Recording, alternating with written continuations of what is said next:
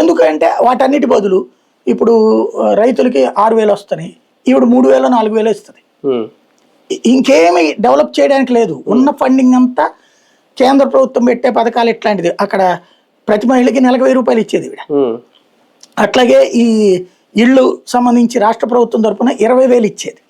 ఆ కేంద్ర ప్రభుత్వం 1,18,000 1,20,000 అవన్నీ తీసేసి అవి ఏమీ పెట్టకుండా నువ్వు నీకు కావాల్సిన చోట ఆక్రమించుకో, నువ్వు ఇల్లు కట్టుకో, 18,000 25,000 అంటే ఒక పాక కట్టుకోవడం అనమాట.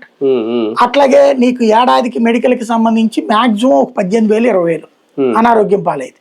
అది కూడా ఆ డబ్బుల కోసం లేదా రేషన్ కార్డు వాళ్ళకి ఇచ్చేటటువంటి ఏవైతే ఉన్నాయో ఆ పథకాల కోసం, పథకాల పని ఎవరు పెట్టారు, ఇదివరకు ఇక్కడ జన్మభూమి కమిటీలు పెట్టినట్టు వాళ్ళు పార్టీలో ఉన్న కార్యకర్త క్రియాశీలకం. కమ్యూనిస్టులు ఒకప్పుడు ఆ ఫార్ములా అమలు చేసి దెబ్బతిన్నారు. లోకల్ కార్యకర్తకు అప్పచెప్పేశారు, నీ ఏరియాలో ఒక 10,000 ఇళ్ళు నీయి, లేదా నీ ఏరియాలో ఒక 1,000 ఇళ్ళు నీయి అంటే ఆ 1,000 ఇళ్ళకి కావాల్సిన ప్రతి పథకం వీడు డిసైడ్ చేయాలంటే వీడి సర్టిఫికేట్ కాగితం ఇస్తేనే అక్కడ పని జరుగుతుంది.